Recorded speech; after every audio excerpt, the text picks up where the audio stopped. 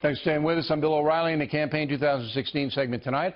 Our pal Bret Baier enjoying San Diego, a very nice place. He's out there with the FNC election team running up huge tabs. So, Baier, I understand you have Hillary Clinton on the special report show tomorrow. She's doing a series of interviews, right? But it's like 4 or 5 minutes, right? That's what you got with her? We don't know the parameters yet. We're hoping for a little bit more than that, but we're happy to have her on. And that's right. We have Secretary Clinton on special report tomorrow at 6 p.m. She'll talk to others, but we're happy that she's talking to us. Okay. And obviously there's a lot of questions as she clinches the nomination tonight. But you know, in that short period of time, people should know, she could filibuster. It's like she's going to come in with her talking points, and if you interrupt her, you look like, you know, me. You don't want to do that. It's hard. It's hard to interview somebody in a short space of time when they have an agenda. They want to get whatever they want to get out. But I would like you to ask the question that we've been discussing this evening. Does she have a strategy in the general election to win people over who may not have a favorable opinion of her? Well, I think that's a good question, Bill. I mean, listen, she's got high negatives. They're not as high as Donald Trump, or they're a little close as far as the negatives on both candidates. But she has real problems and vulnerabilities. And her biggest problem, perhaps, Bill, is going to be, as she clinches this nomination, she wants to reach out to Bernie Sanders supporters and the progressive left, but at the same time reach out to disaffected Republicans. And that's a real challenge. I think these polls in the next few days, after what we've seen and after she maybe coalesces what she will with the Democratic Party, are going to be really interesting to watch. Yeah, she'll get a bump, I think, after California. The results are in this evening. I think she'll get a bump up a little bit.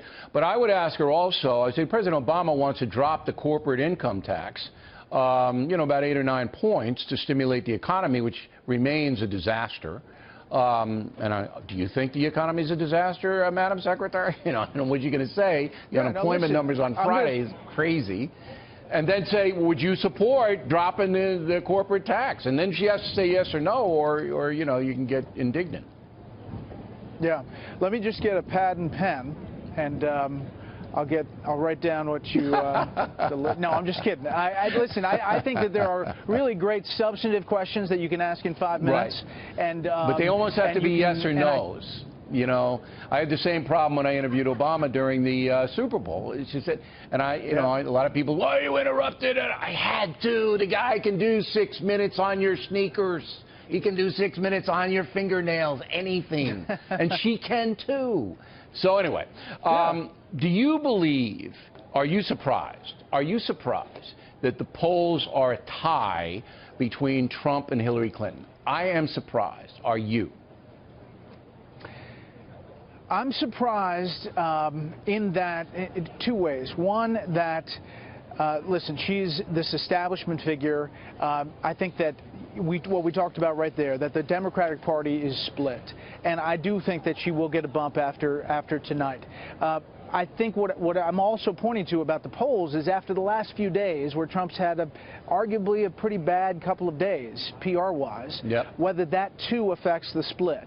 And if it doesn't, then I think people are going to look and say, you know what, he survived all this, and look out, because he's a variable that Democrats really are, you know, concerned about. Do you think that most Bernie Sanders supporters will fall in line or will stay home? I think we have yet to know that answer, but I have talked to a lot of Bernie Sanders supporters who are adamant that they are not going to support Hillary Clinton. So what does she do to get those people back in the tent? I think she tries to go as negative against Donald Trump as she can to show him as unacceptable, and then tries to do something to tip the hat at the Sanders people, whether it is with her #2 position on VP or something with the party platform. We'll have to see. I think that Sherrod Brown is a player in the VP sweepstakes, the very liberal Ohio senator. I think so too.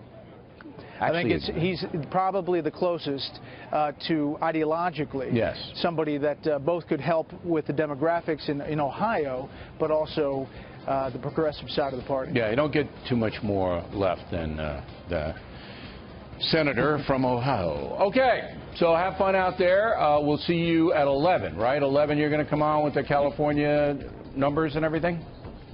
I will, with Miss Megan, and we'll cover it.